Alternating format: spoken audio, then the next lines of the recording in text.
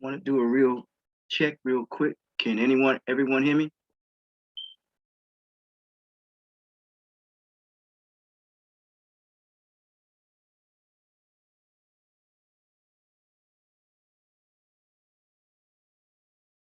Can everyone hear me? Okay, thank you. Yes. Okay, great. What we're going to do, want to thank you all for being a part of this gathering, I would like to call, getting the dross off the gold, rediscovering who you really are.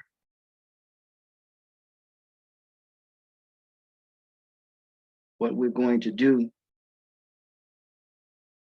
is I'm going to start off with a PowerPoint presentation. I call it 12 preparatory slides. And after that, the four initial expressionists, as I like to call um, people, they will introduce themselves and say a little bit about themselves. Then I will ask the clinician, Brother Minister Sar Winkler, to give his point of view as it pertains to the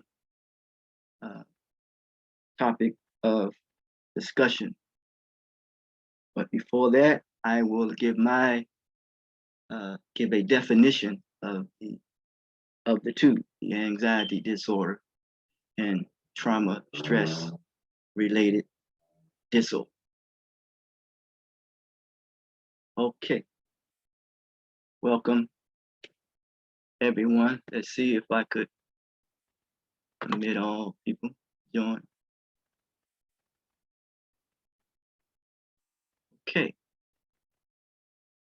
permit all. 5, 4, 3, 2, 1. Yes, greetings and the best of salutations to Common Humanity Mission Incorporated presents Getting the Dross Off the Gold, Rediscovering Who You Really Are. The dross is associated or related to particles of impurity when it comes to our feelings / emotions, thoughts, attitude, communication / language, and activity. As we see, the leg represents that which one is able to stand on. The best teacher is a child. That when a child crawls, it wants to stand on its own 2 feet, its own merit, meaning its own conviction. That which we want to reclaim is social solidarity. The reason why I said that, because when you have respect for yourself, and when we have respect for one another, anything that comes at you will proceed coming at you with caution. Yes.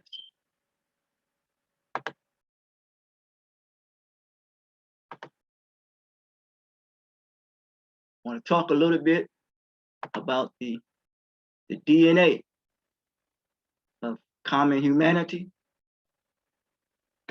We see at the bottom the social cultural science. Science for me is nothing is created of itself, nor for itself. It is to benefit all.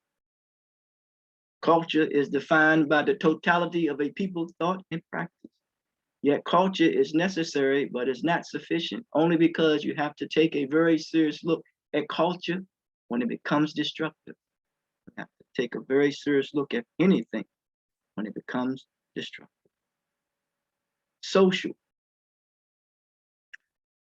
I've come to learn that social stress leads to mental pain, and mental pain leads to physical harm.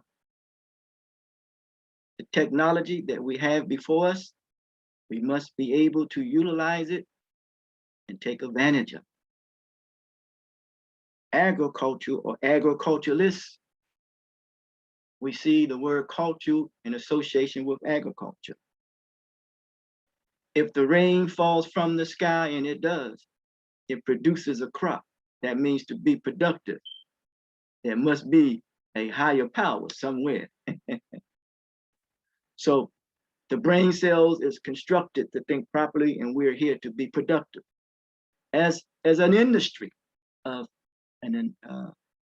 being productive as an industry. Then we are promoters. We promote that industry.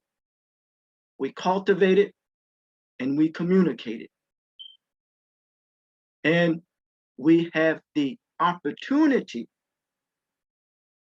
to express appreciation for life in all life. What to expect? Welcome in all languages, if I may use that, many languages. For me, language is an aspect of one's behavior. You will be inspired, you will be informed, you will be enlightened, you will be encouraged, and you will be empowered. Common humanity mission.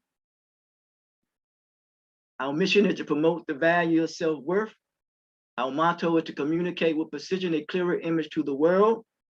That is through 5 channels of communication: understanding, tolerance, temperament, confidence, and respect. Our mandate is to cultivate the potential knowledge that is inside of us all. The 4-point platform, which we will be speaking from, is academic freedom. Academic, that which you are venting of, that which you are expressing, because everybody have need for self-expression. The clothes that we wear in the car that we drive, Brother Paul Thompson makes that clear. Second will be intellectual independence / interdependence. We know as we are a child, we'll come out to be dependent, then independent, then interdependent. Stars, the moon, and the sun, they are interdependent in one another. That is to be in harmony. Financial stability and spiritual understanding. We want to preserve the best of relationships with ourselves and with others. This is common humanity, social health model. The task, the effort, the time, the energy, and the nature. Perceived susceptibility, advantages and disadvantages. Perceived severity, which means sometimes we take on this imaginary hurt that is not there. Then the health motivation, perceived benefits, all that we see is a benefit may not be a benefit. Open-mindedness, closed-mindedness, narrow-mindedness, and perceived barriers. On the other side is the result, restoring social credibility, resulting in readdressing social diversity, because we are a diverse group of people. That's getting the dross off the gold. That is the beauty of America, welcome the diverse group of people who wants to rediscover and change their lives. Third, resulting in revising social coherency, Then on the other side, resulting in replenishing the continuity, I would say, about confidence and cooperating one another, because Dr. Du Bois, Kwame Ture talks about this continuity, this flow has been interrupted. But this is associated with flows and blockages and limitations and accomplishments. And finally, resulting in reclaiming social solidarity. Anything that exists can be measured. These will be our key to success. There will be a need meeting period. We hope to meet the need when it comes to one's incentives, as we become, reacquainted with ourselves. There is a issue resolving period, which is designed to address initiatives of one determination. Problem solving period, it is designed to readdress influences that which influences us, environmental or otherwise. And 4, the question and answer period was designed to reingest indicators. What are the indicators when it comes to anxiety disorder and post-trauma stress? Problem-solving skills. Build self-determination, such as goal setting, decision-making, memories of dialogue, discussion, and exchange. And in the discussion, it brings forth a decision that is to be made. And the exchange must be based on reciprocity, which means must be mutual, and that deals with mutual respect. We want to demonstrate, help the people to demonstrate a sense of maturity, a sense of responsibility, and a sense of wisdom. Remember, a pessimist sees difficulty in every opportunity. Optimist sees an opportunity in every difficulty.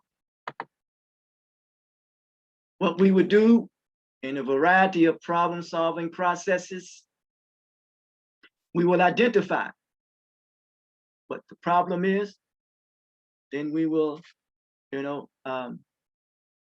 set goals.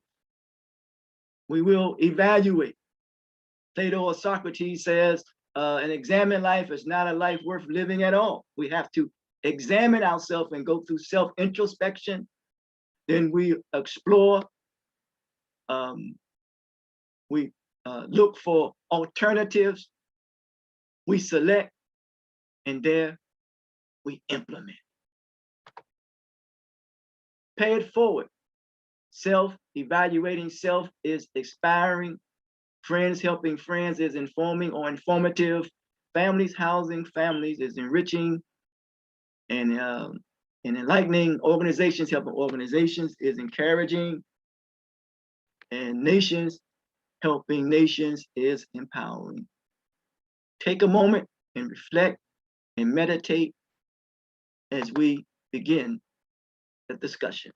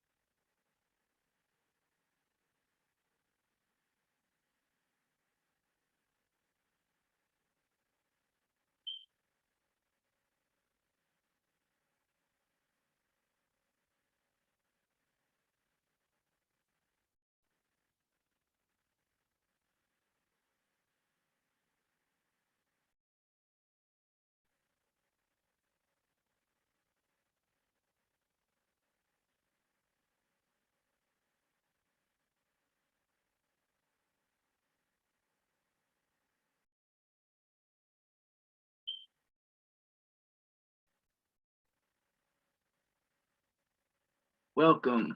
Plant seeds of hope and love, and may it come back in abundance. Now, this is the time where it's that we're going to, everyone who's on before initial expressionists, Dennis, Asar Winkler, William Murray, Paul Thompson, and Marcus Sankofa Nix. Would you please introduce yourselves and tell a little bit about yourselves? William Murray, since you're the elder, you can go first. Hello, family.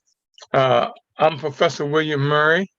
I'm the president of the Millionaire Mastermind Institute. We take you from idea to implementation and beyond. We build millionaire mindsets, lifestyles, and businesses. I am a mindologist. I'm a 45-year entrepreneur, educator, speaker, and author.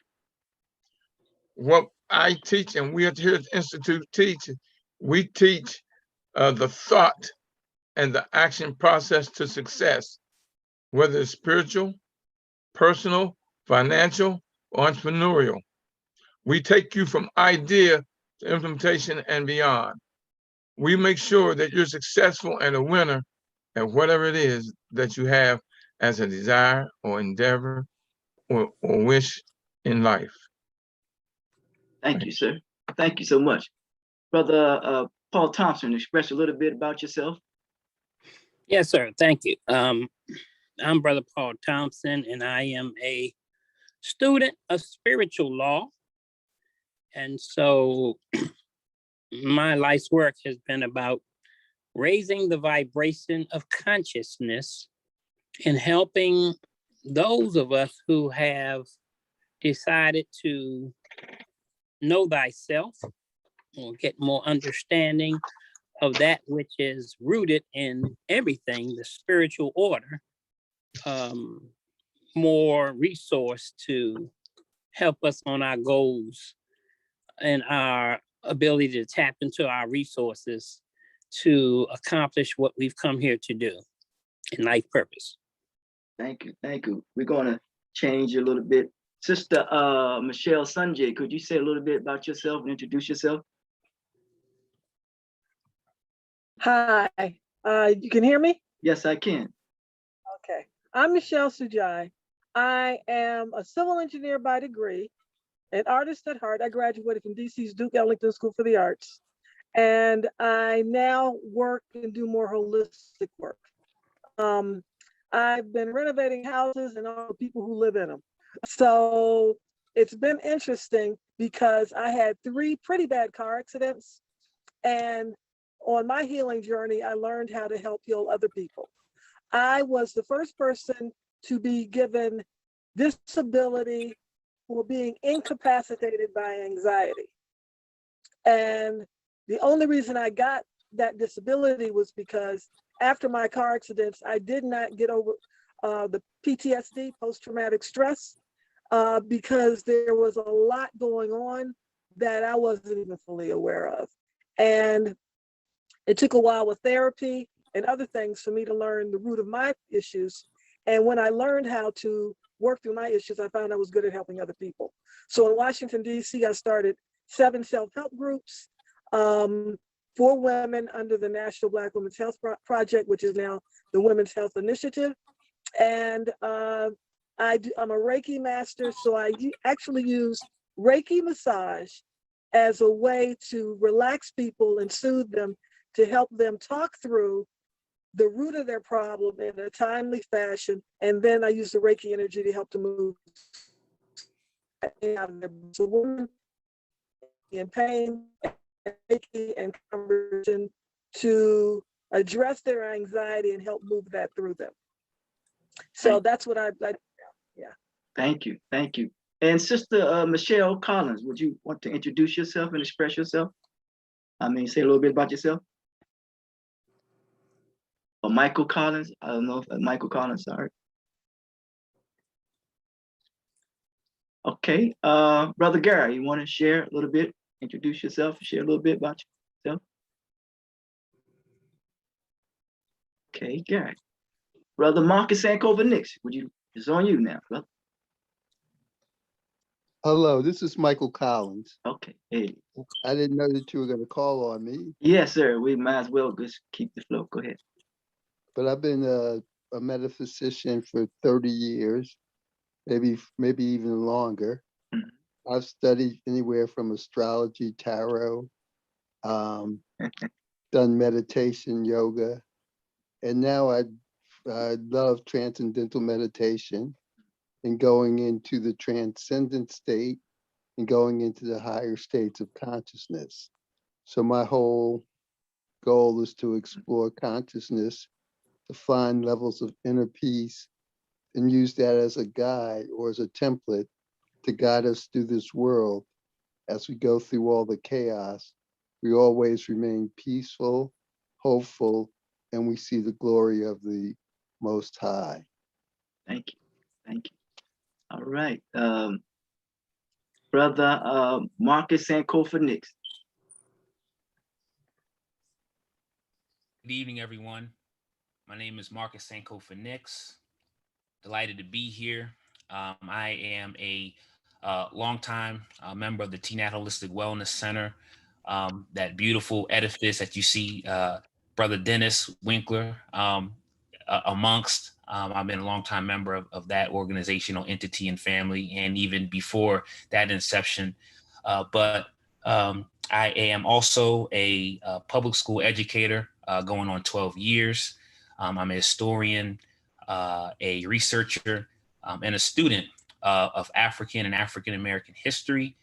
And so I use history as a framework and a vehicle to teach, whether it's teaching African American studies or African American related courses, and supporting and being a consultant for other staff members on how to teach and instruct and support Black students from a trauma-informed, culturally relevant approach. And so as a student of history, even though much of my research is in that endeavor, primarily in educational history, because I'm in education, I do acknowledge that that is one cog on the wheel. And so as it's been put forth many times from the TNAT Holistic Wellness Center, everything is connected. So I like to, when approaching the work that I do, also take into account all the different elements, the different perspectives, to be able to push forward what it is that I can do to serve my community. So I'm delighted to be here. Thank you. Yes, y'all look well. Brother Dennis Assar Winkler. Tell a little bit about yourself, what you do. Greetings. Peace, brother Kevin. Thanks for having us. Thanks for having us. I want to say greetings to the panel. I'm not the best at talking about myself or trying to explain things. However, I like to say that I'm a husband, a father, your brother. I am an entrepreneur, success coach. William Murray, I'm coming for you. You know, I'm a licensed professional counselor, trained in integrated psychology and spirituality. If I had to choose a framework, you know, I don't get stuck in frameworks, but if I had to choose a framework for the way that I approach healing, I would say is an African-centered framework, but I am open for all the boxes till they don't exist anymore. Thank you. Now, we're going to get started because we want to create an atmosphere that bonds, that builds, that heals, reveals, and ultimately rediscover who we really are. And we have this licensed brother clinician, Dennis Assar Winkler with the Wellness Center. Remember, our platform is from an academic perspective, intellectual, financial, as well as spiritual.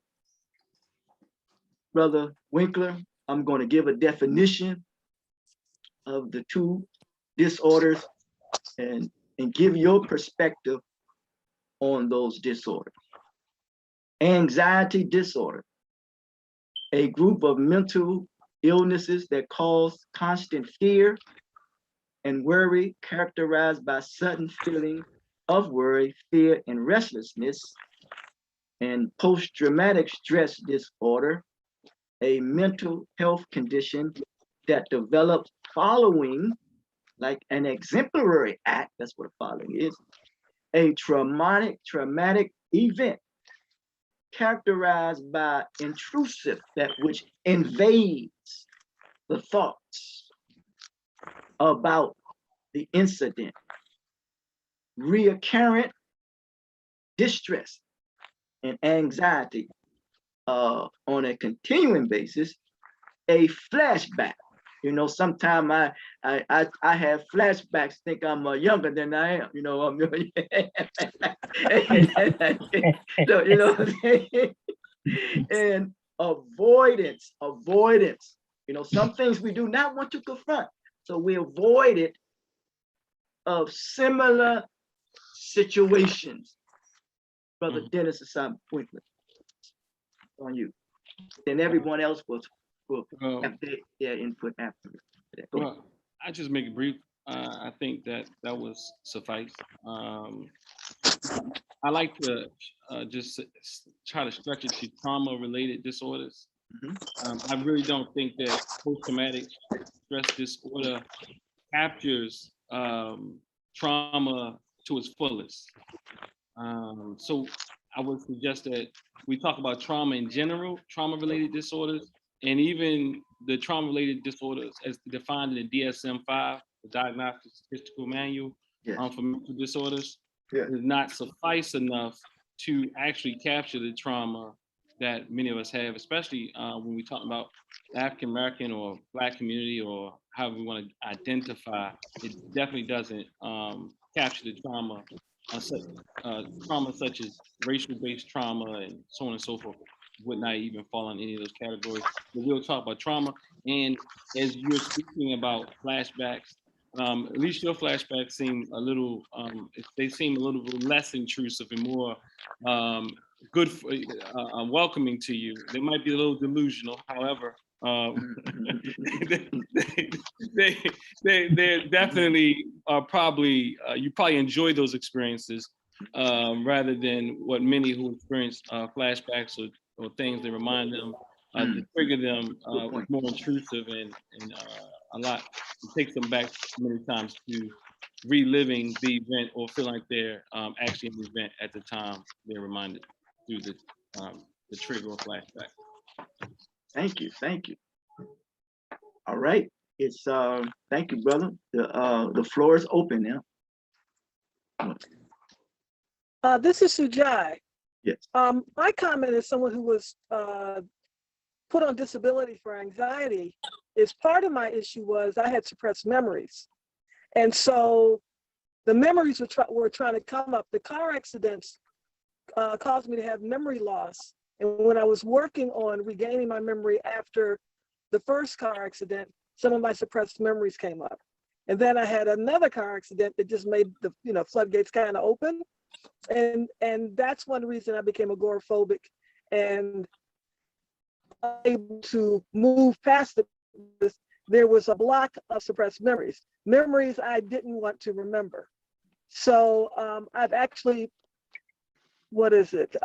attracted a lot of people who've had memory loss and helped them get to the root of their suppression, why they suppressed it and what they suppressed, and it helped me to fully identify what I suppressed.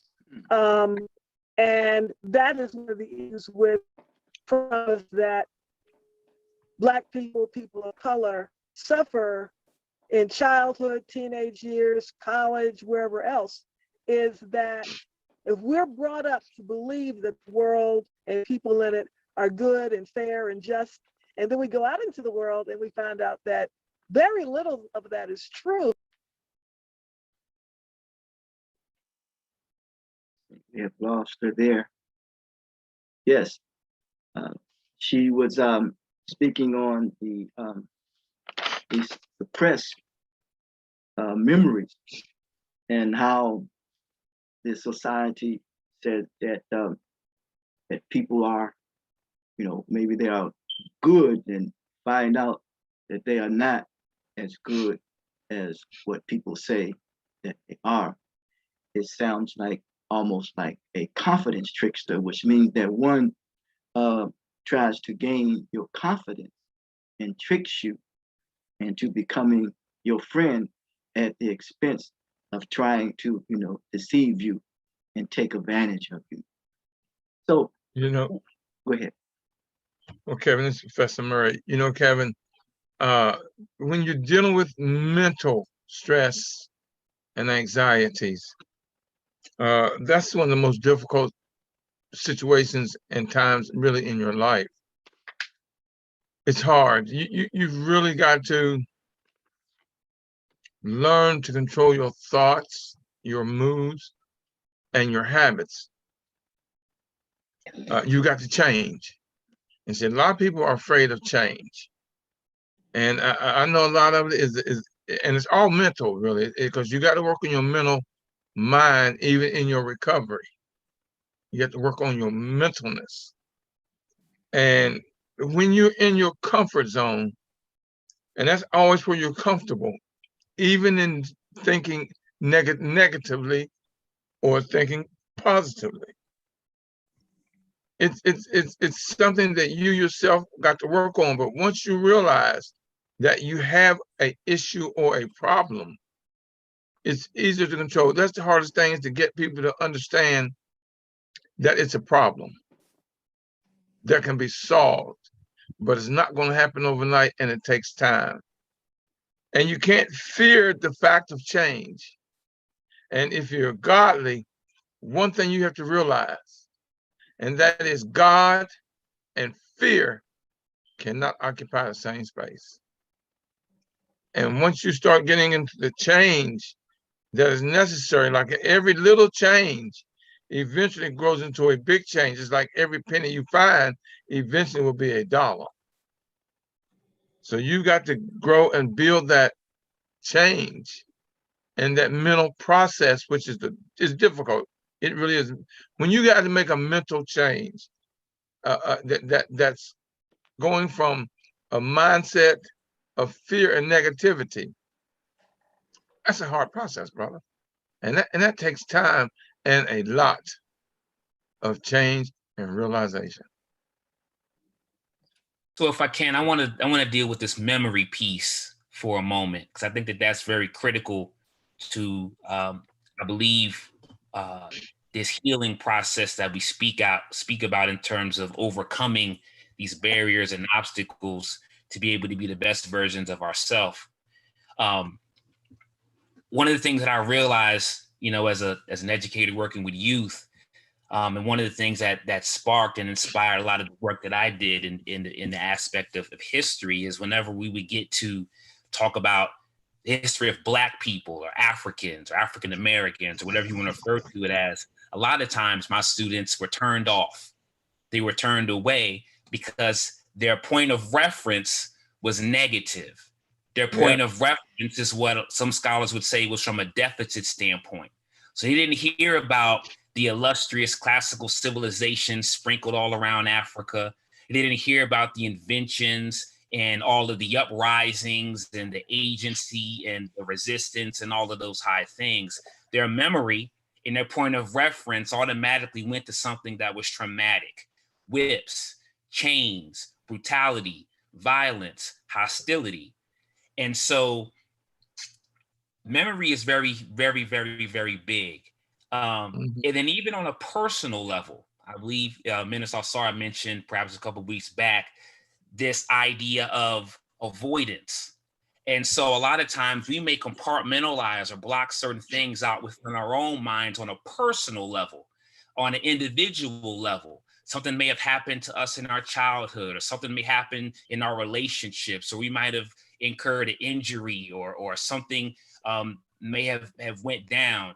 And so what I notice tends to sometimes be a pretty often occurrence is this notion of avoidance, to be able to not have to deal or not have to confront or not have to address. And so there's a book called Attachment. That's one of the books that we've read before in our circles, our discussions and our discourses. And, you know, even those who may avoid, a lot of times the root of that is anxiety. And that's one of the disorders that I think Brother Kevin was speaking about. So that memory piece, the suppression of memory can be huge. But I would suggest that one of the things that could aid us on the road to healing is to embrace our past, to embrace all of our history. Now, even in contemporary times, you have a lot of social media and news and people that are talking about Tulsa, Oklahoma, and talking about all of these historic events that happened and how healing is happening and people or reconciliation is happening, are people acknowledging the past. And that sounds good, but a lot of times we operate with unresolved conflict. We operate and we try to function as best we can with that trauma that hasn't been resolved and that trauma that hasn't been dealt with. So I would suggest as we go back and reflect on the past, memory is very important because memory can trigger things and can make it difficult to confront. But once we can build that courage and build that fortitude to address and confront that which has happened, how we view the past, how we construct and think about the past will help how we view the present and can impact us in the future. So I think that memory piece is huge. And I just wanted to just emphasize and expound on that because I think that that's a very important aspect of the discussion. Yes, sir. I see you, brother. Saad. Go for it. Thank you, brother. And you too, Mr. Mary. Thank I think, brother. You know, Kev. Oh, let Dennis go Okay. first. Yes, go ahead. Okay. I'll acquiesce to my elder. He has acquiesced to you. You know, Kevin, the brother was Brother Nix was speaking, and the things that he said, you know, it's hard to not live in your past. You know, because one thing I realized, the past, you don't live there no more. The only place you can live is the present, and work on doing better and improving the future. I mean, it is truly mental, and he's correct about the mindset and the mental part, and it is a struggle. We've got to realize, and when we're helping those who are going through that, to give them the facts and the reality of today, and let them know you can't live there because that's yesterday. You can't relive yesterday. You can't let your past hold your future hostage. And that's what a lot of the information situations come from. That they let their past hold their future hostage. And that's one of the worst things that we could ever do. And that's where the thing of change comes in, and you can't fear change. Like I say, you know, a lot of times I tell my students or my clients, and in fact now push and push and push. And it is true that God and fear cannot occupy the same space. Thank you. Brother Saad, you want to share something? Yes. I think I can remember, or I'll just flow. I think what Brother Sankofa said is really, really, really important. Yes. As it relates to memory and history. I'm very critical of the way that we tell our story. Not just the masses or what we call popular culture. I'm even speaking to those of us who tell it from an African-centered framework. I think that many times we tell our stories from a deficit mindset. In fact, I think I might have spoke about it the last time we were on here, but Dr. Malefi Asante talks about a lot of us are conscious of oppression, and that means that we tend to focus on how we were oppressed, not so much how we were victors. And that is what I find is popular, even in some of the circles that we call conscious, but even more so, it's spilt over into mainstream society where it's popular to be less than victorious. And we've had many victories. In fact, there's a victory that the 1, 2, 3, 4, 5, 6, 7, maybe 8 of us are on this particular call right now. I think one brother that I really appreciate outside of Dr. Malefi Kiyasanti is also Dr. Naim Akbar. Dr. Naim Akbar speaks about this thing where we have to get ourselves together. He says that it's a miracle that we, if the brother, let's say this, he said, we gotta go and we gotta get ourselves together. He said, some people might be smoking crack. He said, but we gotta go get ourselves together. He says, put your crack pipe in your back pocket and we'll talk about that later, but we gotta go and get ourselves together. And he said, because it's a miracle that we're still here. But speaking to more of how that narrative is very important, because research supports that an African-centered framework has been efficacious to mental health. So when I say mental health, let's understand mental health is a good thing, right? When we think about mental health, we might even think of that from a negative perspective. Mental health, physical health is, but moreover, we have to be careful that we don't continue. Well, let me say this: the deficit model that talks about how we were enslaved, how we were beat up, how we were raped. Not to ignore those things, but if that's it, what it does is it perpetuates trauma. It reinflicts trauma. It keeps us in a traumatic state, not being able to actually materialize anything. So again, trauma, I would say, is very similar to anxiety. In fact, at one time they used to be in the same section of what they call the Diagnostic Statistical Manual, but they separated them out because of a few things. But we know that there's an event, and sometimes I say this event is passed down generationally through our mouth to ear communication. So we have to be careful in the narrative we speak about our history. Yes, sir. Brother Paul Thompson, you have something to share? Paul, That's it. Yes. Okay, now, Brother Michael, what about you, brother? Yes, in listening to everybody speak, I hear many different things, but the one thing that I don't hear is raising our level of consciousness. Yeah. And in raising our level of consciousness, we go beyond the sleeping, dreaming, awake, and we start to transcend. When we start to transcend, we then start to look at things from a point of view of our beingness. So we become a witness to life. And so the situations in life that seem to affect us and leave the scars, we leave those behind. As we transcend and come into cosmic consciousness, and more we move into God consciousness, next thing we move into unity consciousness, and finally we move into Brahman consciousness. When we elevate our levels of consciousness, we have the ability to get rid of all the post-stress that we've had. We've had the ability to live in the truth of ourselves. I mean, we can look at the history and we can keep repeating the history, but when we're articulating that history, all we're doing is articulating the lies of the past.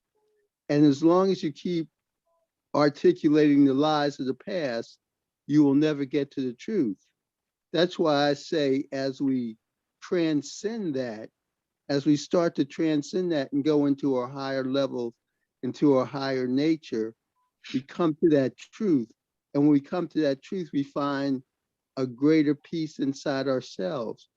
And when we find that greater peace, that's the bridge to help us transform into the people that we want to be, the people that we were born to be, to bring out our God-given talents and to raise our consciousness. So the events of the past, to me, are just stepping stones to get us to a point where we can raise and elevate our consciousness. But everything is raising it, for me, is raising and elevating the consciousness so that we become aware of ourselves and the truth of ourselves. And when we do that, and when we meditate, we eliminate stress, because stress comes from not having rest, not getting proper sleep, not interpreting your dreams properly. That's at the root of all stress. And when we give up the stress, what we come into is that state of beingness where we start to witness everything in life. And when we witness everything in life, there's no need to hold on to the past, because that only keeps us muddled up in the darkness. Thank you, brother. Sister's back. Sister, did you want to finish what you were sharing? Sister Sunji? Or do you want to follow up on what the gentleman just said? I definitely agree with what you're saying. But what I found is that, especially with spiritual people, and I'm one, and I believe in a whole lot of things, but what I've noticed about Black people is we have it's not karma, but we have special lessons on a spiritual level that we must learn. And in order to learn them, we go through trauma that allows us to see and deal with things that we wouldn't volunteer for. I believe everybody on this panel has been through some stuff they would not have volunteered for in order to become as educated as you are, because you were looking and researching yourself, your family, your friends. And so I know that my post-traumatic stress and anxiety order was a lesson, a blessing, and a curse all at the same time. That it took me off the path I was on, required me to learn and investigate things I didn't want to learn, and now I'm better able to help other people because of what I've learned. But everything you said, meditate, pray, do whatever else. But the biggest thing is finding out the root of the problem. And some of it is family history, some of it is personal history, and some of it is just cultural history. The stress that people are under right now with Black Lives Matter, when you cut on the news and every other day somebody's being killed senselessly, but even the mass murders, it's making a lot of people afraid. And it's not unrealistic fear, but we still must go on with knowing that these fearful things are out there. So. Thank you. Paul, you look like you're ready to say something, Paul. Well, what I would, I guess, say at this point is, as a student of law, following, studying, embracing, experiencing laws that are spiritual and demonstrable but unseen with the physical eye, that I believe that a lot of our challenges that we're here to experience, learn from, overcome, that we create unattended consequences constantly. And when we create these unattended consequences, it takes a person of a certain maturity to deal with those unattended consequences, being that we live in a world that is spewing out certain elements of challenge. And so if there was a environment where people were able to grow and develop naturally, an educational system that would teach people according to the laws, then we would have obviously a much more effective society in terms of human behavior and human interaction. It appears that the way most of us have been conditioned from birth creates a certain element or a challenge to know thyself. And as a result of that, it appears that we create constantly on a day-to-day basis unattended consequences that the universe will send a lesson to us to understand at a more mature level. But if we're not ready to open up to receive the lesson, then those consequences continue to grow until they create anxiety, stress, all the other elements of what we call mental illnesses and sicknesses. Is because we're not tapping into the resourcefulness of who we truly are. And as two of the brothers I think on the platform mentioned, raising our higher selves, raising ourselves up to a higher vibration, because again, where is it taught? How do people know to raise their vibration? How do people know to raise their consciousness until they're taught to go inwardly with meditation and other forms of heightened energy so that people can begin to understand these things. So some of us come here with higher vibrations because of our energy in our names. And some people come here with mentorship. And so all of this has to do with the balancing of the planet and how we come to have elders before us that begin to present to us. And many may be blocked because of their upbringing or their environment, that they don't want to hear from the elders. But when you study society as a whole, everywhere on planet Earth, you have a hierarchy where the people listen to their elders almost in a value, but the African American here in the United States. Kevin, you know, one thing I've realized as I travel the country, I just did a 2-week stint down in Myrtle Beach, and I'm on my way to New York Monday for a week or so to do presentations and to teach at this educational institute. The biggest problem that we have that's causing us problems is the fact that we don't know. Like you were talking about repeating the same mistake over and over. It's because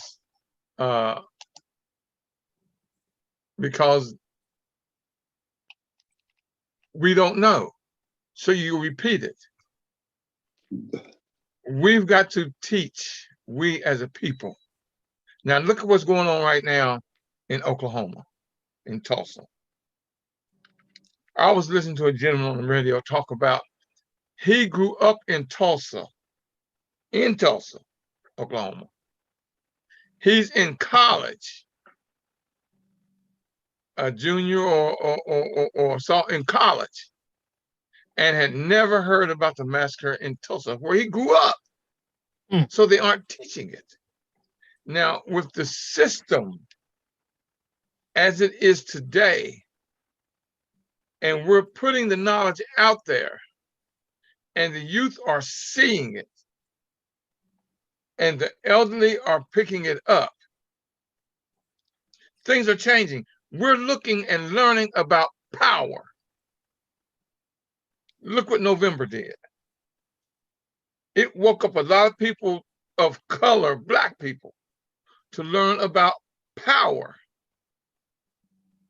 See, you've got to, I'm looking now at this this part of history that I have here that talk about what happened to us as a people from the late 1800s to the present day. And it's at least 25 locations on the east and west and east and southern coast where Black people had successful townships but were burned out or destroyed through the system of racism, hatred, and ignorance. You look at the story of Tulsa, look at the one of Rosewood, Look at the one in St. Paul Parish. And when you look at those, to realize they were above the towns around them. And those were Black townships. A lot of people don't realize how Tulsa became known as Black Wall Street. Don't look at the fact of it being named Black. Look at the reason it was called Black Wall Street. Look at New York in 1863 when they burnt down part of New York because the Black community was so prosperous.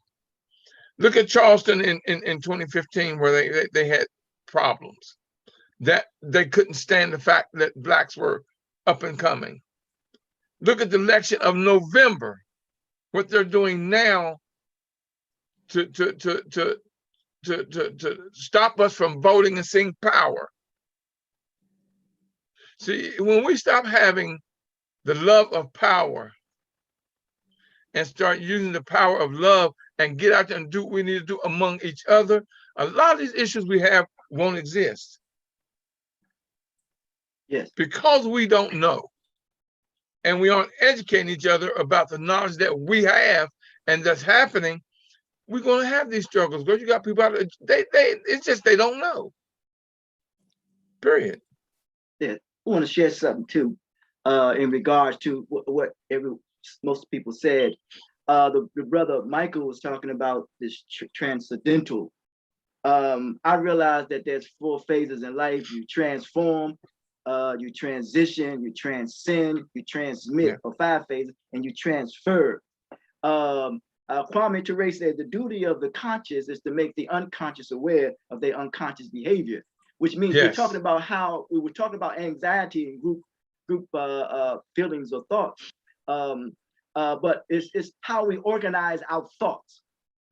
Professor Hardy talks about whereas there at one time we were not able to articulate our experience for us, someone else had to articulate that for us, so therefore we suffer in silence. And silence is a precursor to a rage. That's psychology. That's psychology 101. So I think that we need to get to a point now where we understand this here is that it's called automatic thoughts, unfair comparisons. Huh? What does unfair comparison say?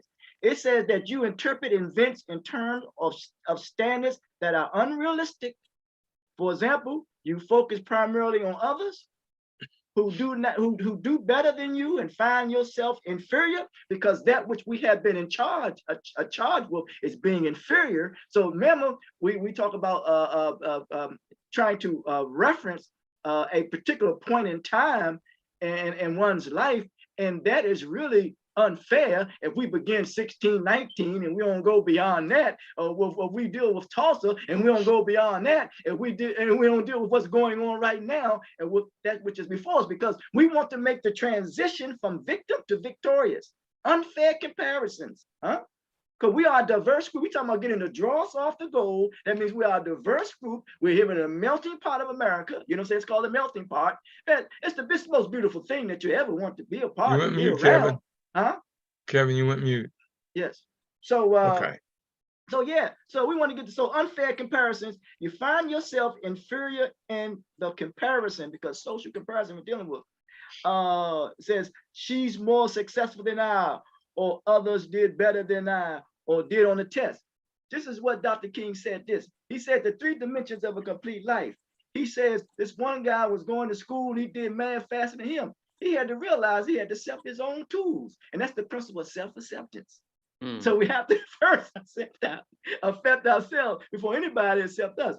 And one more thing I want to share, and I'm opening up again, that that we want to be clear on, is called emotional reasoning. Look at that. You let your feelings guide your interpretation of reality. I feel depressed, therefore my marriage is not working out. Man, we got to break these barriers, getting the dross off the goal. Yes, go ahead now. Peace. I want to talk about, I want to kind of go back and speak about the importance of history. And in every psychiatric or psychological evaluation, a clinician and even other practitioners get some type of history. I want to talk about the importance of history from a different perspective than I think Brother Michael. I don't think history has to keep you bound.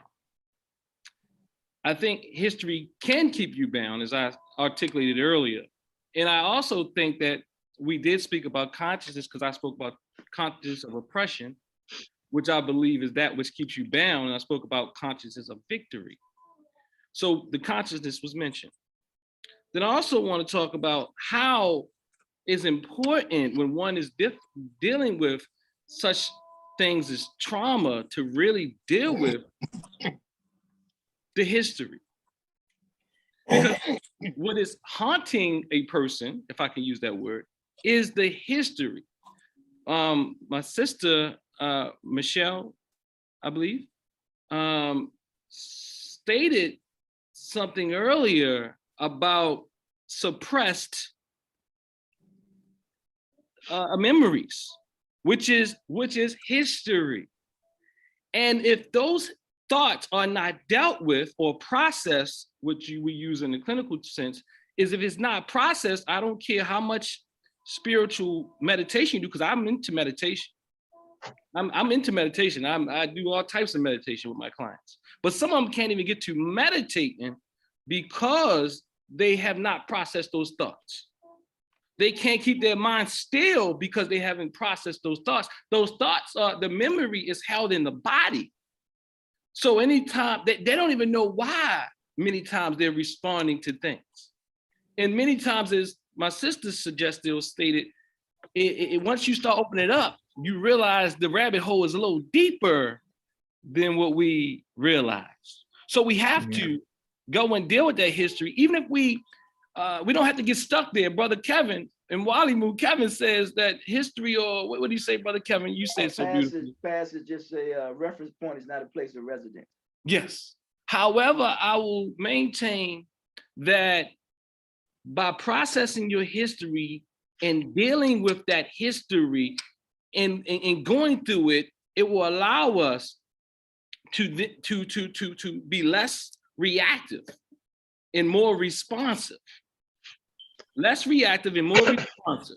So even if we look at Maslow's hierarchy of needs, what we talk about psychological needs, the first level being food, water, warmth, rest, shelter, all these type of things, right? So when somebody's been traumatized, or somebody's dealing with anxiety or not dealing with anxiety, let me say that, suffering from anxiety, dealing with them, let's say that. When anxiety is dealing with a person or trauma is dealing with a person, they feel like they are under attack. So maybe can't even, get in, so they have to deal with that because they're dealing with the basic level, even though they could have all in the world. But at that moment, they're dealing with a base level. How do we get to the high level? We have to deal with that history.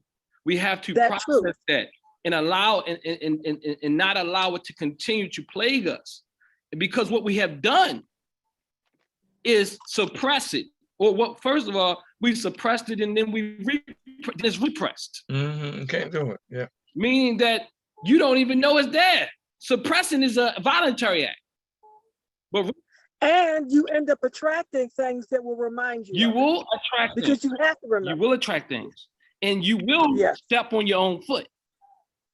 So what happens is we have to deal with the history. We have to deal with the psychological basic level. We have to deal with those memories that's inside of our bodies, even if we don't know the story. And when we tell the story, when we know the story, then we can start to see, because the story is there, we just don't know what it is. And you're right, brother, it's a lie for the most part.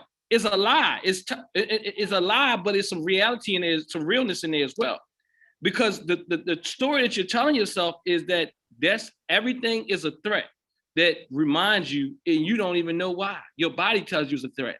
So once we start to look at it and examine it and process it, we get to see that everything that reminds you, everything that smells like it, everything that doesn't look like it, everything that looks, smells, tastes, touch, or whatever is not that thing that hurts you. And then we can begin to go up that hierarchy of needs to safety needs. We can't even get to safety because we haven't pleased our first and most basic needs with psychological needs such as food, clothing, and shelter. Then we can get to love. And we can talk about the problem in our community as far as coming together, because that's the whole nother level. You can't trust nobody when you've been traumatized, especially if it's been at the hands of others. In fact, if it was, you just can't do it. It's too much risk there. I can't be vulnerable to meditate. I can't be vulnerable to close my eye. But again, then we get to esteem, needs, prestige, and feeling of accomplishment. Then we get to self-actualization, which is a higher level of consciousness. Can I mention one other thing?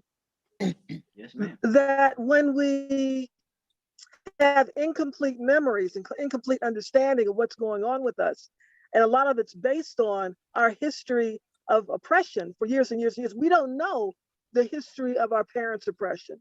They don't tell us the details. They may not even understand fully what they've been through, but they've been through stuff and they pass that on to us. Their parents have been through stuff.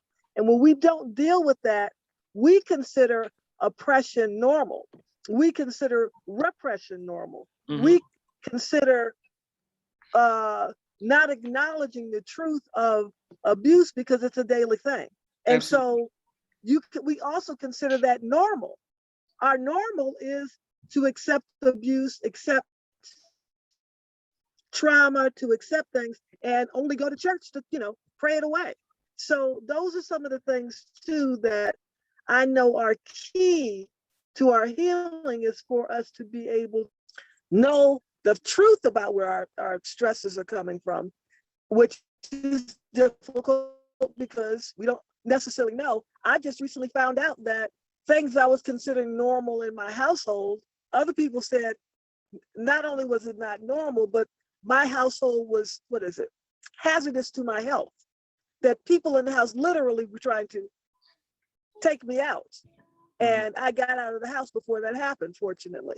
But we're told you love your parents love you. But sometimes there's something else going on. And those kind of traumas, not understanding that, having to then later in life accept that the people that who are responsible for your life, well-being, food, clothing, and shelter are not really equipped to take care of those things for you from a small child, for whatever reasons, whatever their trauma is. But those are a lot of things that too many of us are dealing with, coming from households that were not capable of making them feel safe as a child. So how do you feel safe as an adult? Absolutely.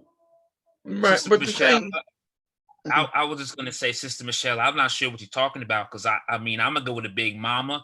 Big Mama gonna work it out.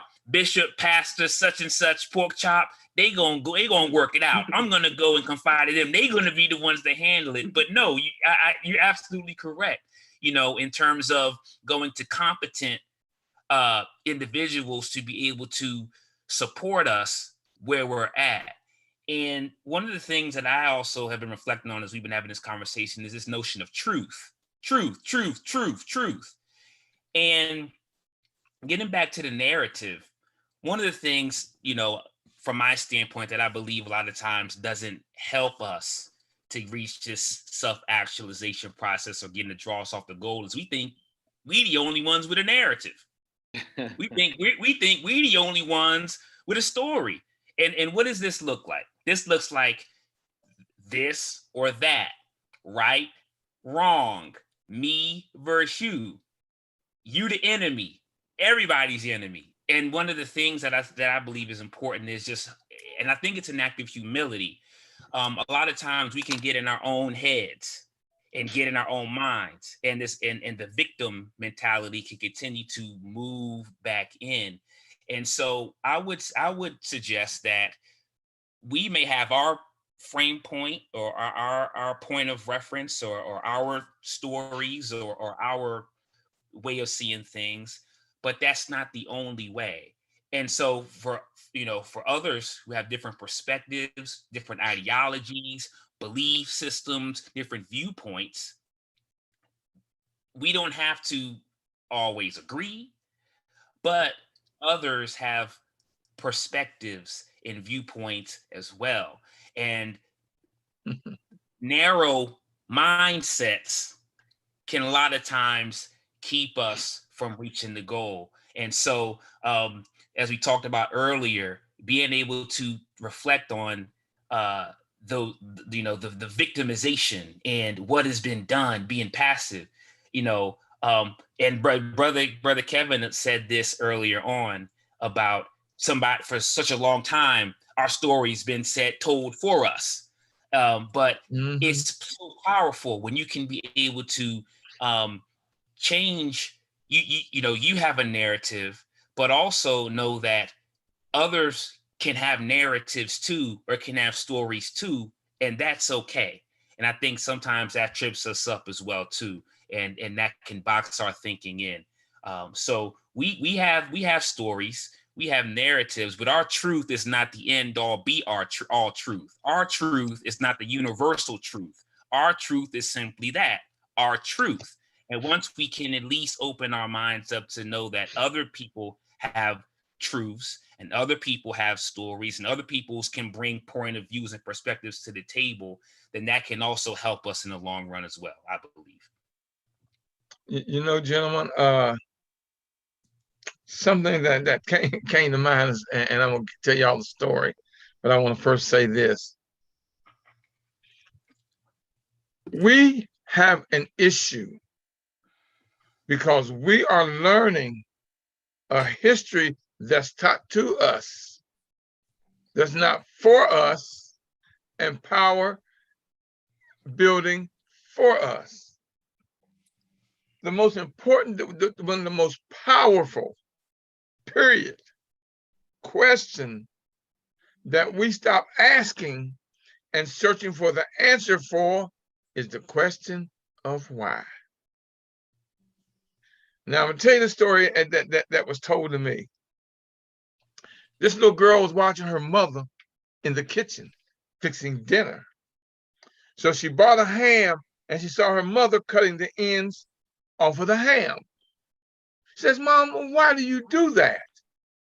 She said, "Well, I saw my mother do it." So she said, "Well, go ask your grandmother." So she went to the little girl and said, "Grandma," says, "why did you teach Mom to cut the ends off of the ham?"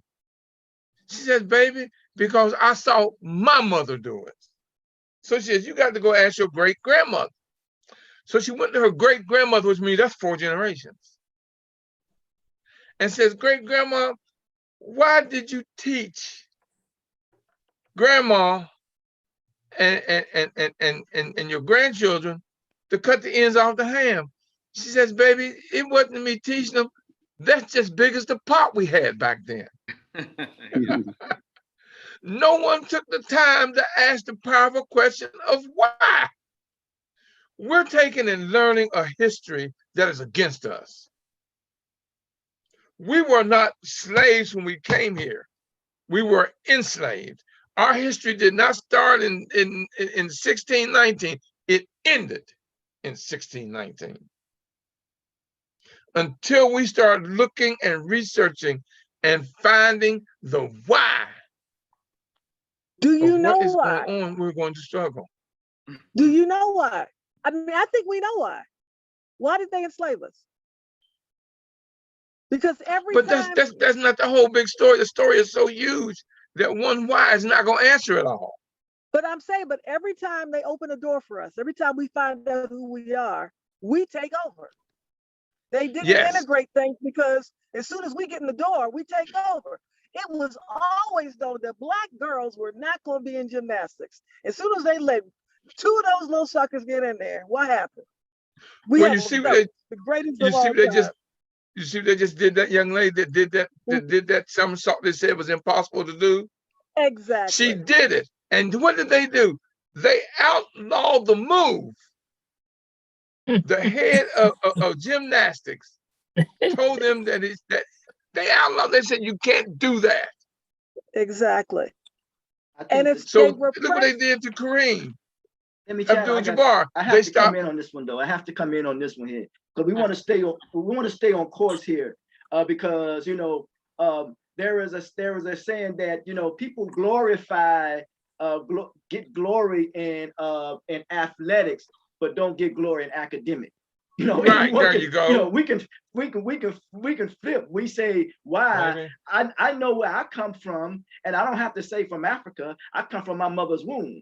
Let's be clear. I come from my mother. You know what I'm saying? So I think because for me, all things are proximity. The why is that the new life is the existence of the previous life. That's why. So we have to go through this process. As you say, what is the issue? For me, the issue is character resolve. When you look at the word slave itself, we know linguistically that comes from the word Slavic, which is a Russian term, Slavic. Right.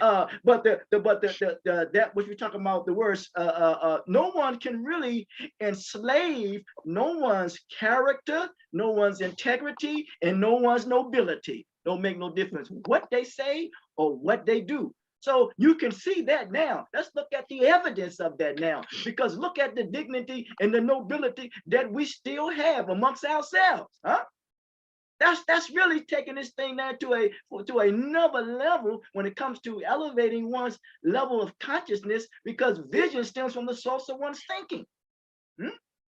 So, okay, let me just also add this to the mix. I'm a civil engineer. I was the first female hired to work construction by the Federal Highway Administration, the federal government. I was a construction project manager. I was the first Northeast Division engineer for Chevron, a female Northeast Division engineer for Chevron, and I happen to be a Black woman.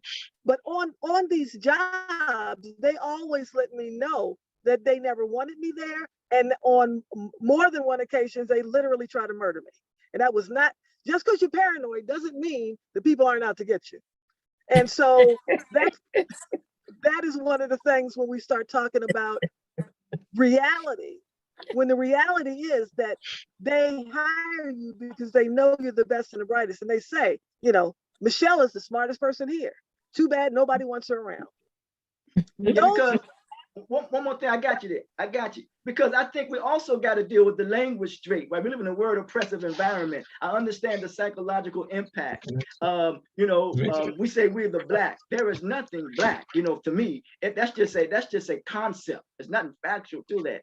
So we also have to get the language right. We have to move beyond biology too, as well. We're saying male and female, the first this and the first that. I understand that. I can appreciate that. But if we want to realize that we must create an environment, as we say, getting the Dross Off the goal, rediscovering who we really are, we got to realize that we're not a threat to each other.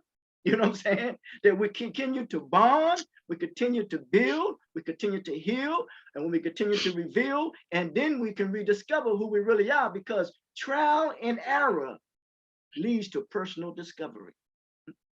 Trial and error leads to personal discovery. And in the words of Marcus Garvey, he says, an error uncorrected becomes a fact. Kevin, Pastor Kevin, the education right now that we are getting from each other, not talking about this panel, I'm talking about Black people as a whole. As a whole, we are getting an education, and we're the conscious, we're the heartbeat, we're the rhythm of the world. Black folks are the rhythm of the world. There hasn't been not one field that we haven't gotten into that we at one time have not dominated. But because of us not owning the radio stations, the TV stations, and the educational system, okay, I want is what's got us. We're being taught by someone who is not as spiritual and as brilliant as we are, but we're believing, because see, the system is not broken. People talking about the system broke. The system works perfectly for those that built the system to be against us. Exactly. I want to say one more thing too. Now let's look at it. You say that we don't. You use the word dominate. I'm not trying to dominate anything or anyone. All I'm trying to do is control myself, because opportunities are the direct correlation of opportunities, a direct correlation of ownership. That means I must own up, or as Mass how Posse would say, ante up. I also realized too that when we say labor, this is me. I labor in the field of life transitional endeavors. What field do you labor in? Huh? We know what they labor in and what field you labor in. So we got to put the onus on ourselves as an individual, huh? Because once, as we talked about, once the individual is healed, then he can go and heal others. But yet there is a book out called The Wounded Healers. You know what I'm saying? But I must admit, in order to get healed, I must first admit that I'm ill. So that's all I'm saying. We got to put the onus on ourselves. You know, I have a problem with the onus being on us, because what I've noticed is whenever we have made strides like Black Wall Street, like the other things that we have built and proven that we can do well if we are not oppressed. But when we do this, white people as a rule come for us. And I can say that across the board in the places that I've worked, and noticing how Black people came to California to get away from oppression. And when they took the land from the Japanese during World War II, illegal for Black people to own land in Los Angeles County. And they took everything that we worked. That is all over the country. The so-called oil shortage, which was not real, of the 60s and 70s, was fabricated because the majority of independent service stations in the US were owned by Black people. And they were service stations, not gas stations, because Black mechanics worked and gave such good service that even white people came to Black mechanics to get their car fixed at the Black service station because they knew they could trust that person. So they had to shut down every Black service station. If you notice, you're old enough to notice, Black people don't own service stations anymore. If you're old enough to remember, we used to own all of the service stations in our communities and in other communities also. And we gave service, not just gas. Whenever we find a place to succeed and do well, and I'm talking about in business, in engineering, in technology, we've invented so many things, and our inventions have been taken from us. Sears and Roebuck was first owned by Roebuck. Sears came in, and then Sears had everything. When Sears took over, the company failed because he didn't have what Roebuck had and the Roebuck family had. But they come for us. And so I know the intelligence of my people, but I also know that whenever we do things, they come for us. Let me ask you something. So hold up. So don't hope you said this is a spiritualist talking about materialist. I mean, I don't understand. I mean, that's throwing me off a little bit, because listen, you talking about they're going to come for us. I said no one can enslave your dignity, your integrity, and your character. No one can enslave that. No one at all. So it's okay. So this material world that we live in, this is a spiritual world as well. But we know that for me, anything that is in its natural form and natural state is spiritual. What I'm hearing is that I'm hearing the Du Bois thing, the race versus class, or the hybrid. I'm hearing the vacillation up and down. I'm hearing the struggle. Well, which where are we going to be, and how are we going to go about doing it? Is there that's what you feel, but that's not what you're hearing. I'm not saying that at all. Mm-hmm. I'm stating facts. Mm-hmm. I can give you facts that what happened. It's not a feeling, it's a fact. You're feeling uncomfortable with the fact that when we succeed, they have come for us. And you have evidence of that too. I know. Adam B. Will talks about this, so it's cool. The problem is, I don't understand what the traumas that you have been through that has caused you to be offended by the facts. You know, now I'm going to. I've been Sorry, active all for 50 No, years let all over this this go, country. brother, go.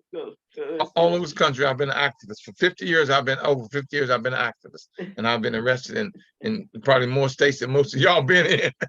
But because I was a national activist, you know, one thing I've realized a long time ago, we were bamboozled back in the, well, let's say the 40s, 50s, and 60s, because we fought and we fought, and what we wanted, and we settled for integration. And I say the two worst things that ever happened to us is Christianity and integration. Because we were doing, I know the town I lived in was a racist little town, but everyone that came to service the Black people was Black. Those were businesses. We were bamboozled. We were given, they said, okay, we'll give you integration. We should have said, keep your damn integration, all we want is equality. But they integrated. So that means now we took our little businesses and now we work for Mr. Charlie. And when our kids grow up and need a job, they can't get one because Mr. Charlie said, I said I'd hire you, I ain't said I'd hire your children. We were bamboozled to integrate instead of equality. Exactly. Now, one thing I honestly believe, and I always tell them, and I believe this because it saved me. When your mind is a weapon, you are unfit to be a slave. This system, without you knowing it, makes you a slave, and you aren't even worried. Right now, what's the name said? I could have freed many more slaves had they knew they were slaves. Well, that's what's killing us now. We don't realize that we're a slave to a system that was put together to keep us enslaved. Go ahead, brother. So I'll let you. Hello? Oh, brother Kofu, go ahead. Brother Collins is trying to say something. I think he's been trying to get in. Yes. Go ahead, brother. I just wanted to say, I think we've gotten so far from the theme, because the theme was how to get the dross off so that we come back to the goal. And I understand everybody's story. I understand everybody's pain, because those are all, for me, stepping stones, and that's history. And that history is brutal. It does, you see what it does to your psyche. But that history is also part of that dross that keeps us from getting to the goal. So when we start to clear the dross from that statue, or clear the dross from our unconsciousness, that's what leads us to becoming free, liberated, mucha, liberation of the soul, liberation of the consciousness. So that when we start to liberate our consciousness and start to know ourselves, because that's what's getting the dross off. We can hold on, we can talk to all the wrongs that have been done to us, and we could just spend the whole time talking about the root, but to go forward, we have to get this dross off of ourselves to come out to the golden self. As Paul Thompson said, we've got to know ourselves.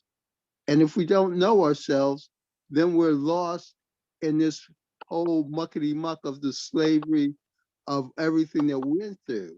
So how do we get the dross off? How do we allow this to go? And for me, my only method, and I'll come back to it again, in transcendental meditation, it's the only I've done all types of meditation. And in transcendental meditation, you don't want to suppress your thoughts. So thoughts come up all the time. You have a mantra and you transcend the thoughts.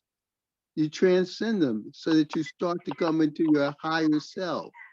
You start to come into that self that is that inner peace. You start to come into that self that is the higher consciousness, because we're not going to overcome what has been done. What has been done has already been done, and we can't go out and change that. But we can change in this moment your thoughts that keep you away from that peace in life.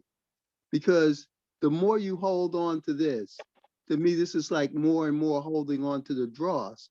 And when you hold on to the dross, that dross is what's keeping you in slavery. We have universal laws. And when we learn the universal laws and the universal principles, that's what frees us. Because when we put ourselves in harmony with those laws, then we become the all-powerful person.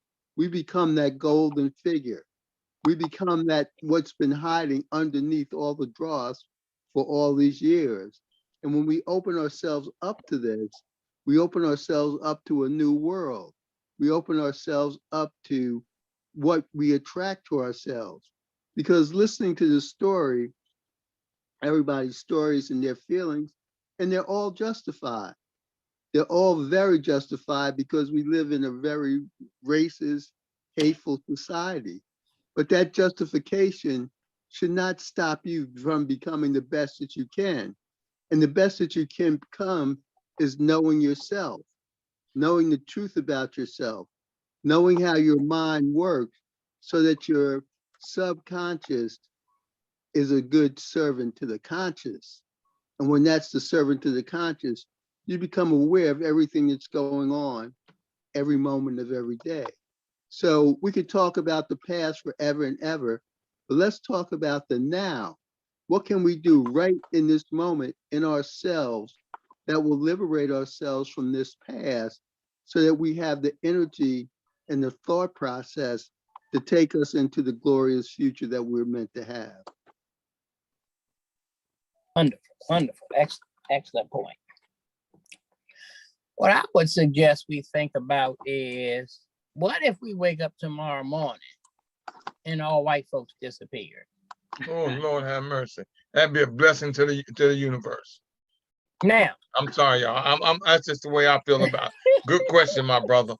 Go ahead. now, we wake up tomorrow morning and all the white folks are gone because they nothing but a distraction. Now, Right. Exactly. when True. we understand the relationship that we have to this cosmic universe, this relationship we have to our higher selves, the relationship that we have to the divine creator or creators, he or she, it is telling us our time is now ready to move. And Yep. in my mindset is all the things that we're talking about are symptomatic of carnality. It's just because that we're choosing to play in the carnal world. When we decide to ground ourselves in the spirit world, there's only three basic things that govern the entire universe: energy, matter, and elements. All life form comes through energy vibration.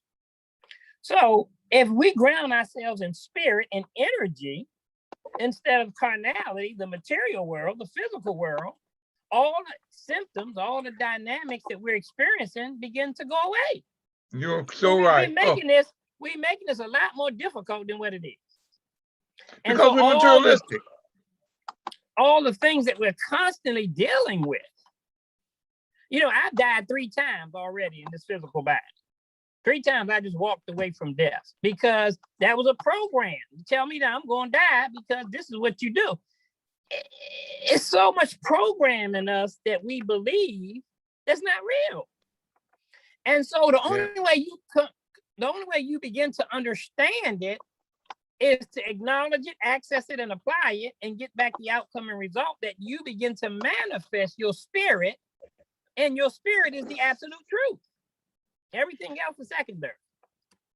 That's Well, what I would say is to in terms of what to reflect on in the here and now. And I hear your question, Brother Paul, about white folks vanishing, but I don't see them going nowhere no time soon. I'm sorry. I don't see them going nowhere. And I think one of the things I think one of the things that can help us is to re-examine our expectations. Now, white folk been doing stuff. Look, you ain't got to go find the sources. All of us here in this panel know that white folk have done stuff historically up until now. I don't expect white people, or I don't want to say white people and generalize, but the systems that have been in place to oppress and to hold back and disenfranchise Blacks, I don't expect the system to operate any different. And as we talk about the dross off the gold, as we reflect on ourselves, coming into understanding who we are on a higher level can impact how we respond, not how we not how we are so caught off guard, or how we find ourselves in certain things, but how we can respond. And I think once we understand more the power that we have, then we can be able to be in a better position to be able to um, go about not being so surprised, or not being so shocked, or not being so caught off guard, and not trying to avoid even what I've come to realize in meditation. And I know we have practitioners in meditation here, so correct me if I'm wrong, but meditation is to be in the moment, and to be there, to feel, to deal with what is there.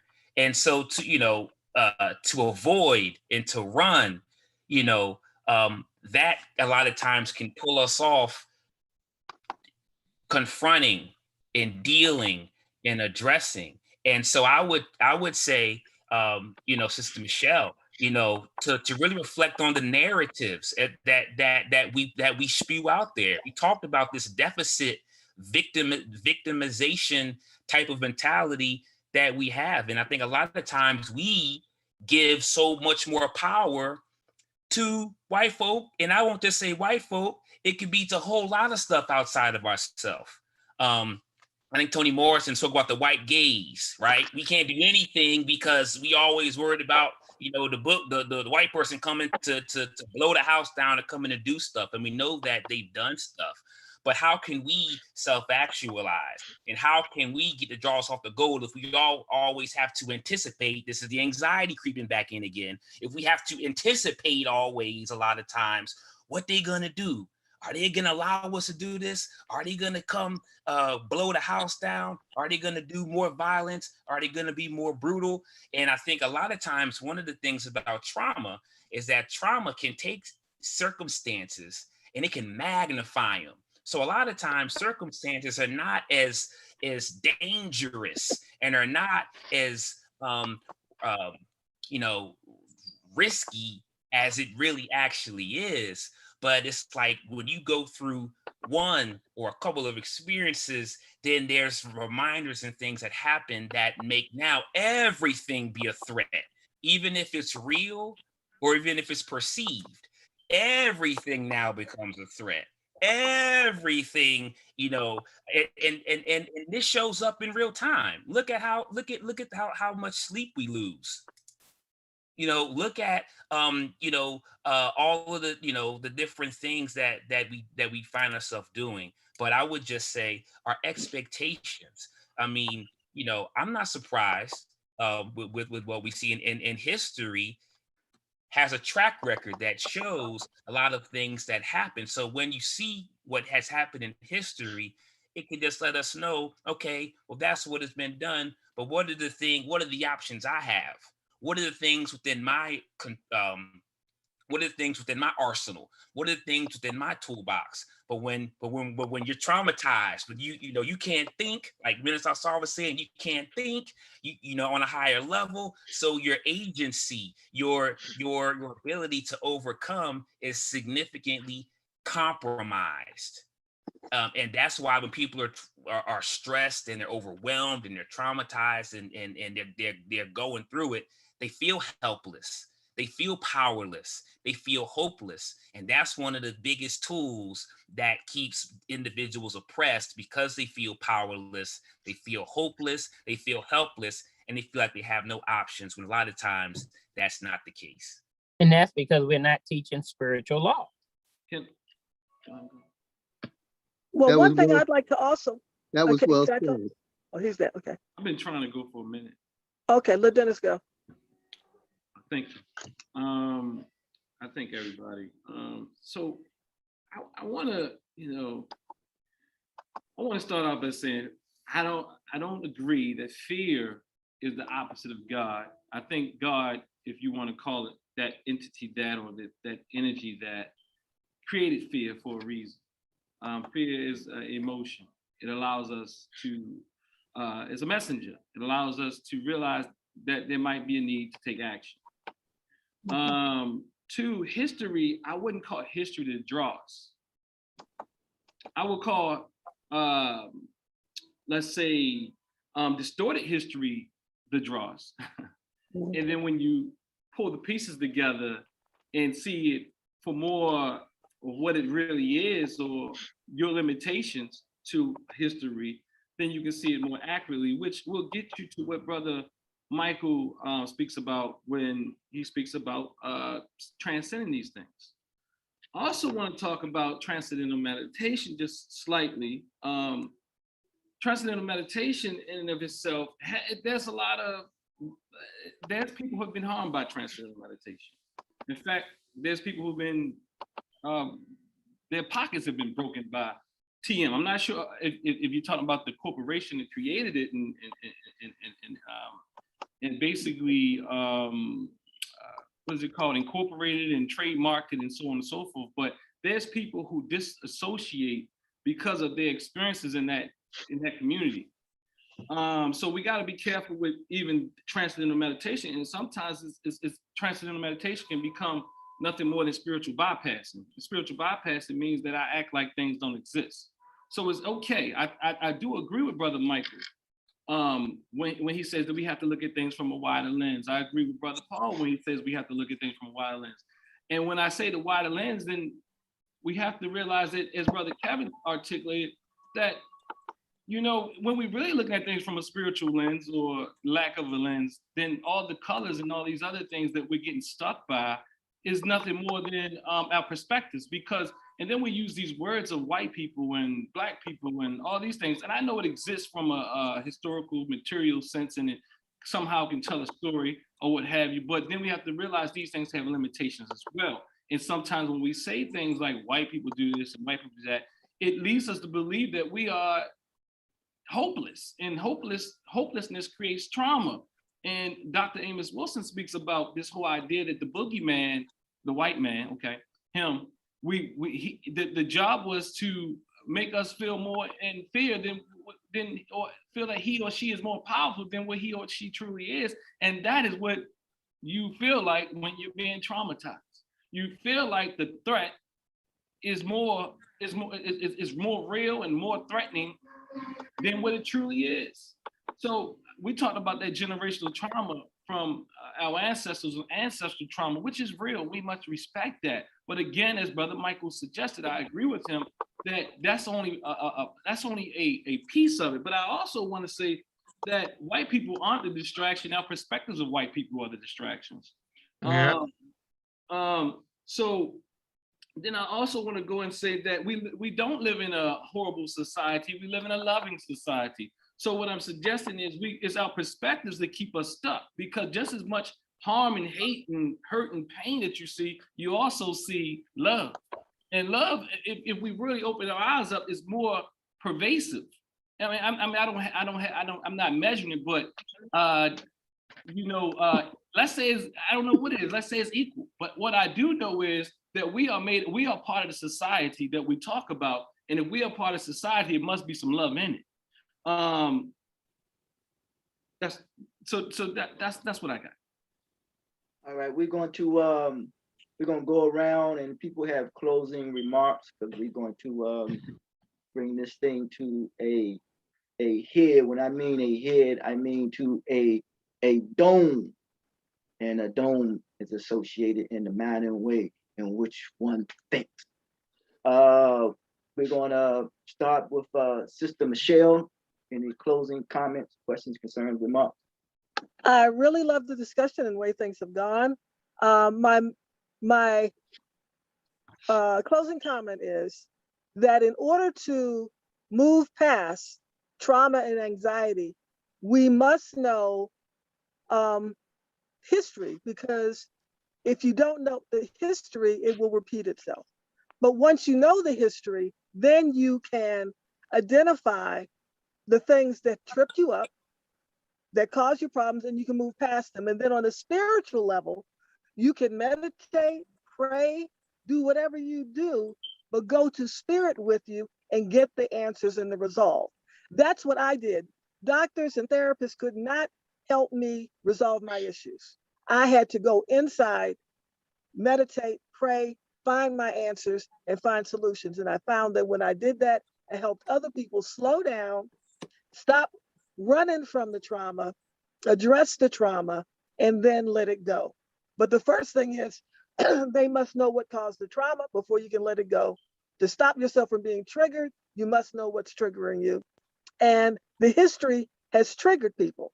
Me knowing the history of white people doesn't make me not deal with them. Most of my greatest allies are white folks. So I know that, but I also know that there are other people who are still out there doing something else.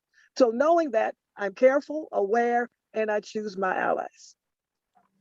Thank you.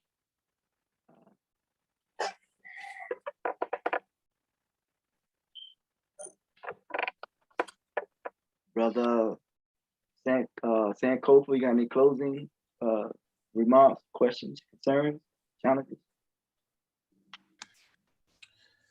I think my mind is overflowing with a lot of different things. I'm trying to think about what exactly to say, but I know this is part one of a continuation of a series. But I think that there's a lot of things to be said. I think once again, confronting is an act of courage. Confronting is an act of courage. Whether you confront past transgressions or things that you did perhaps in your childhood, or somebody walking out, any kind of abuse, whatever you've been through, or even collectively, a group of people, Black people, or what it is that, or African people, whatever we want to refer to it as,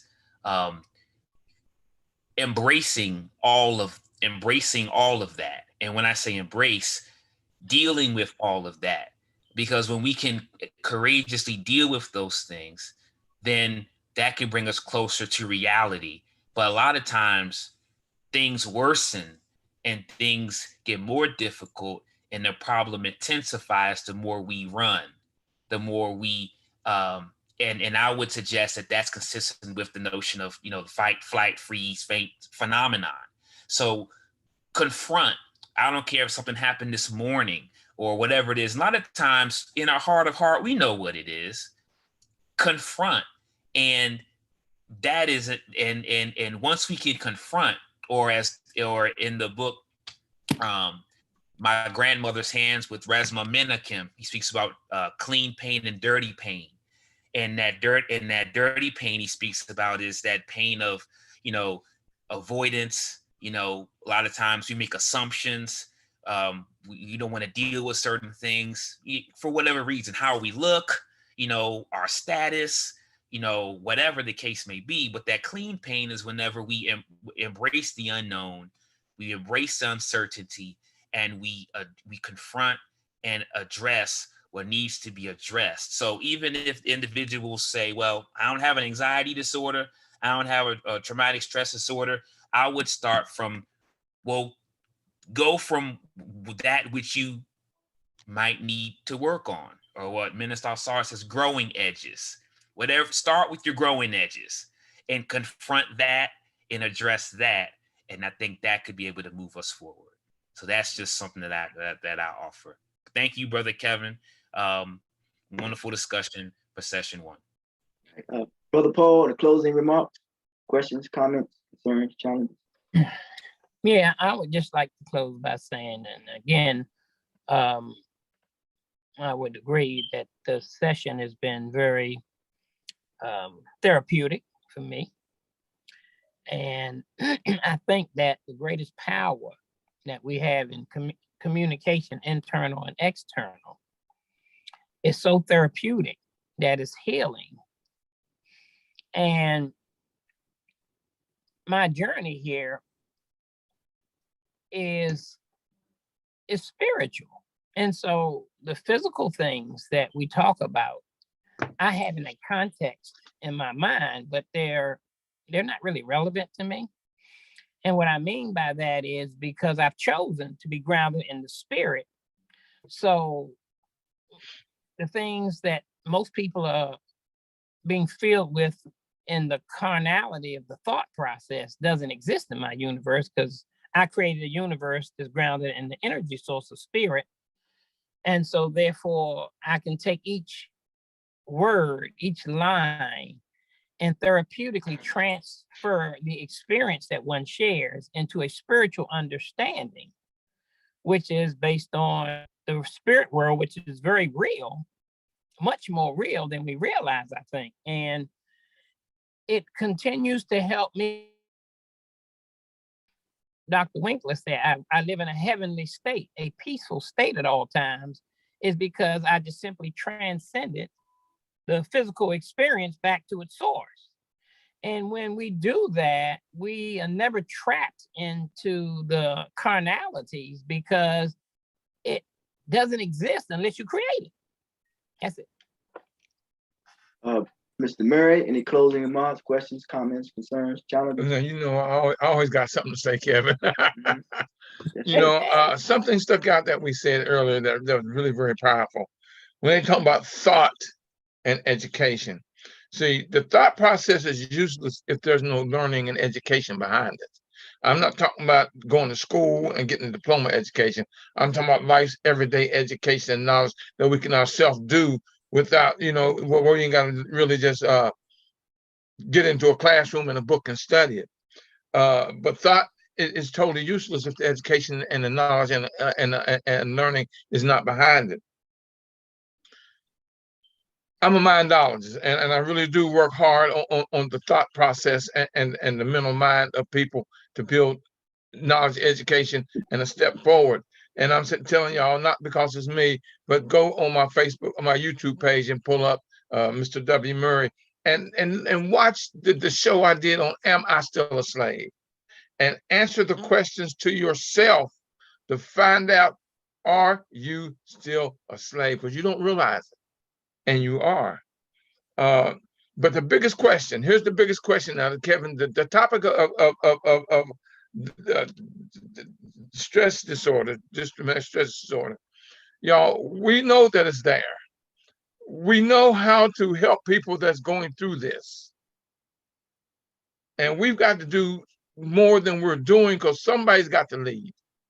Kevin, this group that you got together, brother, I applaud you, brother. I give you a standing ovation behind the brothers that's on this panel and discussion, and the sisters that's on the panel and we're discussing. But I got a question that's even greater than that. With everything that we know and with the situation going on, what are you doing about it? Ask yourself that. What am I doing about it? And I'm gonna give a comment, Kevin. I'm gonna give a compliment, Kevin, to you, because you made me laugh and smile last week. Last show we had, because and it never dawned on me. So my brother, thank you. I had never ever considered myself an elder. It surprised me. It surprised me when you said that.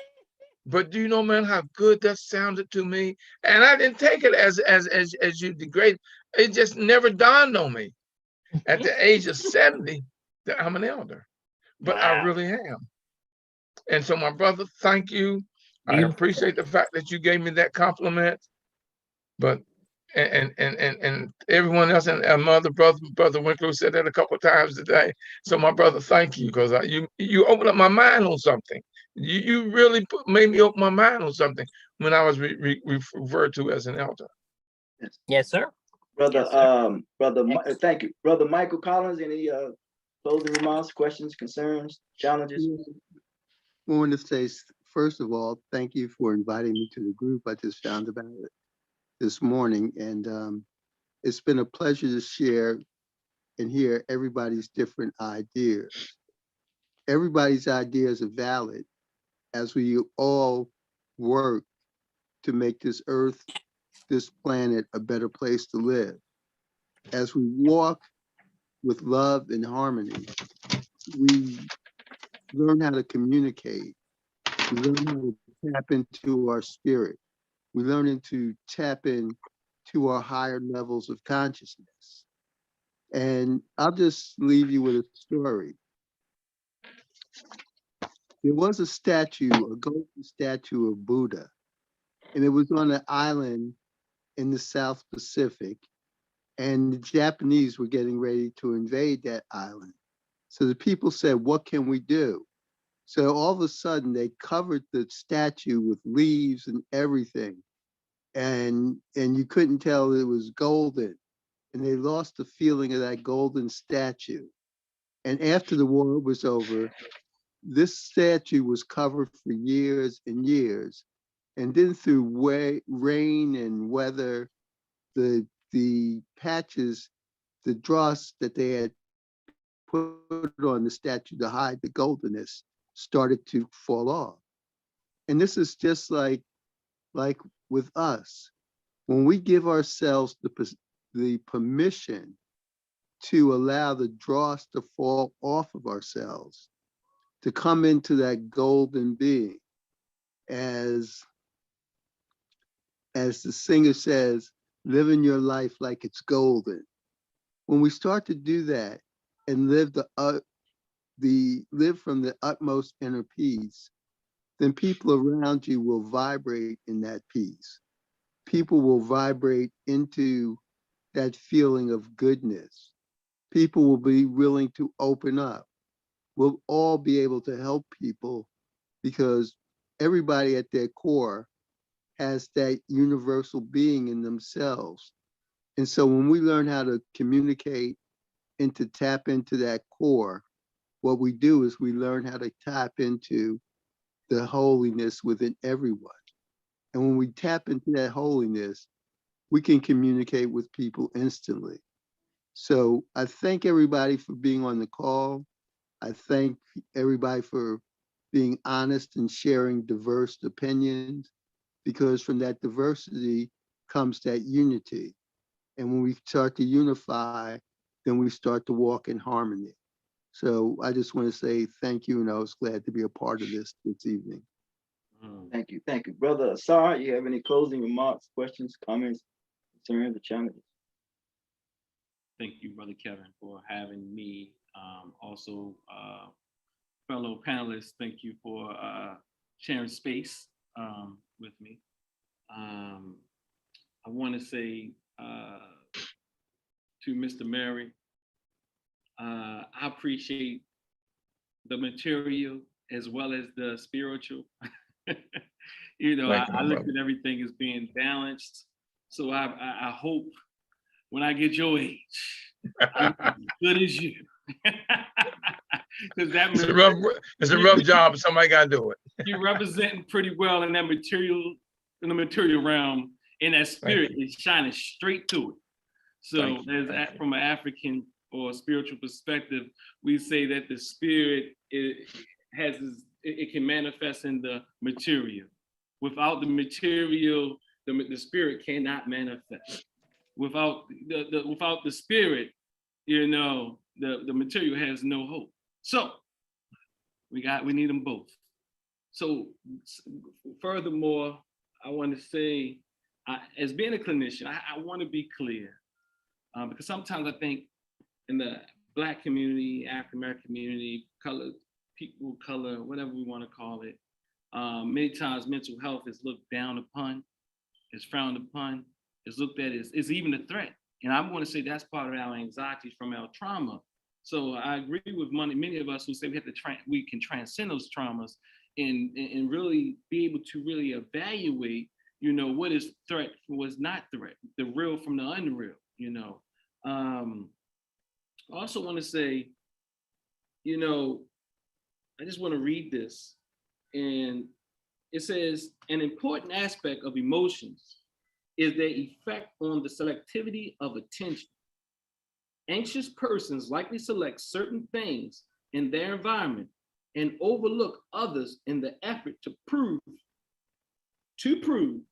that they are justified in considering the situation frightening. I hear this in our community a lot, especially as it pertains to the people that we label as white. And I'm not saying it's not a threat, but what I'm saying is things seemingly are heightened. And whenever something is too heightened, we cannot operate at our highest level to create. And spiritual is creation. If they falsely justify their fear, they augment their anxieties by the selective response and set up a vicious circle of anxiety, distorted perception, and increased anxiety. You hear that? The circle. If alternatively, they falsely reassure themselves by selective thinking, appropriate anxiety may be reduced and they may fail to take necessary precautions. So with that, I'll say in closing, it's never a this or that conversation. It's not this is better than that. It's a this, that, and conversation. Thank you.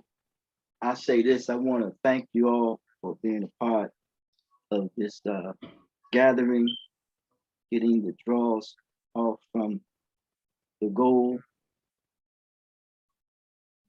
That means that dealing with our feelings, our emotions, our thoughts, our attitude, our language, and our actions. Truth is the cause that impacts the results of one's reality. The truth, the purest form of integration, is when the sperm mixed with the ovum. So we are here. And I also realized this, that there are 4 things that we face every day: problems, questions, issues, and needs. Problems are designed to be solved, issues resolved, needs met, and questions answered.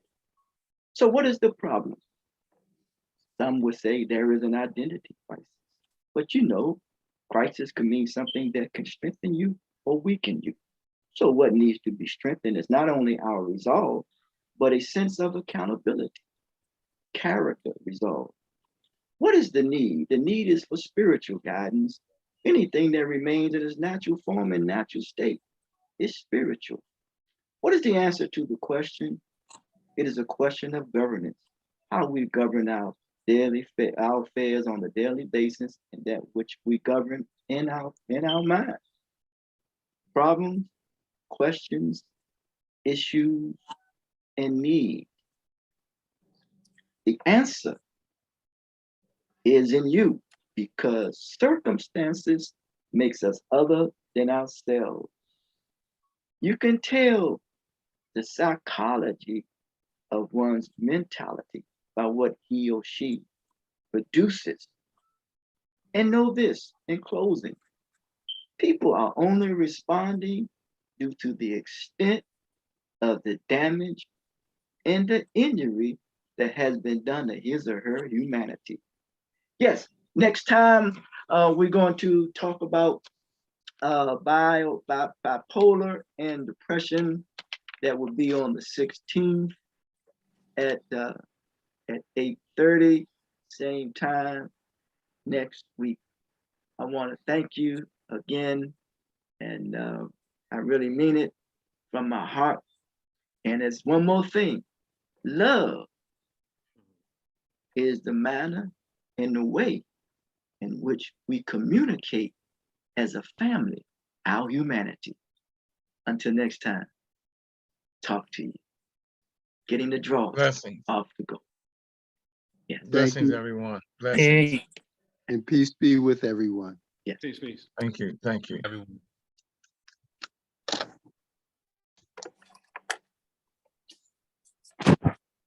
Good show, Kevin. Good group. Yeah. Fantastic, my brother. Fantastic.